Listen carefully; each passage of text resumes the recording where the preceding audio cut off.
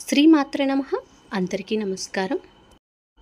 నవరాత్రులలో నవదుర్గలలో 3వ అవతారం చంద్రఘంట. చంద్రఘంట అవతారం వెనుక ఉన్న అసలైన కథ మరియు చదవవలసిన శ్లోకం, ఎటువంటి నైవేద్యం పెట్టాలి అనే విషయాలు తెలుసుకుందాం. దుర్గాదేవి 9 అవతారాల్లో 3వ అవతారం. భక్తులు ఈ అమ్మవారికి చంద్రఘంట, చండిక, రణచండి అని కూడా పిలుస్తారు. చంద్రఘంట అంటే అర్ధచంద్రాకారంతో గంట కలిగి ఉన్నది అని అర్థం. నవరాత్రులలో పూజించే నవదుర్గలలో 3వ అవతారమైన ఈ చంద్రఘంటాదేవి ధైర్యానికి, శక్తికి, తేజస్సుకు ప్రతీకగా భక్తులు భావిస్తారు. ఈ చంద్రఘంట అమ్మవారిని పూజించడం వలన ఎటువంటి ప్రతిఫలం వస్తుందంటే, ఈతి బాధలు, రోగాలు, మానసిక రుగ్మతలు, భూత ప్రేత భయాలను దూరం చేస్తుంది, పాపాల నుంచి దూరం చేస్తుంది. ఈ చంద్రఘంట అమ్మవారి కథ ఏంటంటే, శివుడు పార్వతీదేవిని వివాహం చేసుకోవడానికి ఒప్పుకున్న తర్వాత ఆమె ఎంతో సంతోషిస్తుంది. పార్వతీదేవి తల్లిదండ్రులైన మేనకాదేవి, హిమవంతులు కూడా పెళ్లికి అంగీకరిస్తారు.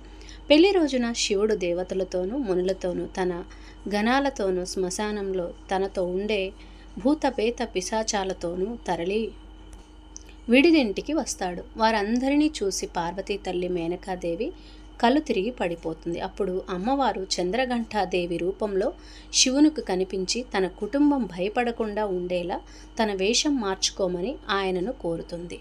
అప్పుడు శివుడు రాజకుమారుని వేషంలో లెక్కలేనన్ని నగలతో తయారవుతాడు. అప్పుడు ఆమె కుటుంబ సభ్యులు, స్నేహితులు, బంధువులు భయం పోయి శివుని వివాహానికి ఆహ్వానిస్తారు.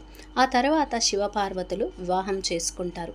అలా ప్రజల భయాన్ని పోగొట్టేందుకు అమ్మవారు మొదటిసారి ఇలా చంద్రఘంట అవతారం ఎత్తింది. ఆ తర్వాత శివపార్వతుల కుమార్తె కౌశికిగా దుర్గాదేవి జన్మించింది. విశుంభులను సంహరించమని ఆమెను దేవతలు ప్రార్థించారు. ఆమె యుద్ధం చేస్తుండగా ఆమె అందం చూసి రాక్షసులు మోహితులవుతారు. ఆమెను తన తమ్ముడు నిశుంభునికి వివాహం చేయాలని శుంభుడు కోరుకుని ధూమ్రలోచనుణ్ణి కౌశికిని ఎత్తుకురమ్మని పంపిస్తారు. కౌశికి అంటే దుర్గాదేవి. అప్పుడు అమ్మవారు తిరిగి చంద్రఘంట దుర్గా అవతారం ధరించి ధూమ్రలోచనుణ్ణి, అతని పరివారాన్ని సంహరిస్తుంది. అలా శుంభ నిశుంభులతో యుద్ధంలో నవదుర్గా అవతారాల సమయంలో రెండోసారి చంద్రఘంట దుర్గా అవతారం ఎత్తింది.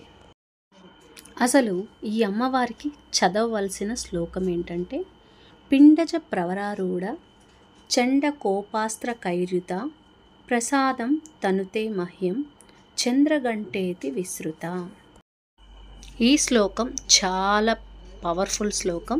ఈ శ్లోకాన్ని చదవడం వలన పాపాలు తొలగుతాయి. మొదట ఇతి బాధలు తొలగుతాయి. ఎప్పటి నుంచో వేధిస్తున్న రోగాలు తొలగుతాయి.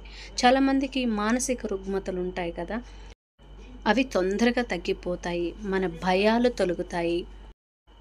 ఈ శ్లోకాన్ని 21 సార్లైనా, 108 సార్లైనా, 101 సార్లైనా జపించినట్లయితే అమ్మవారి అనుగ్రహం ఖచ్చితంగా కలుగుతుంది. నవరాత్రుల 9 రోజులు నవదుర్గల 9 శ్లోకాలు పఠించడం వల్ల మన జీవితంలోనే మార్పు వస్తుంది. ఇంతకీ ఈ అమ్మవారికి ప్రసాదం ఏం పెట్టాలంటే, కొబ్బరి అన్నం. అన్నంలో కొంచెం కొబ్బరి తురుము వేసి, తాలింపు వేసి అమ్మవారికి నైవేద్యంగా పెట్టాలి. ఈ వీడియో కానీ మీకు నచ్చినట్లయితే లైక్ చేయండి. మరిన్ని వీడియోల కోసం నా ఛానల్ని సబ్స్క్రైబ్ చేసుకోండి. Thank you for watching.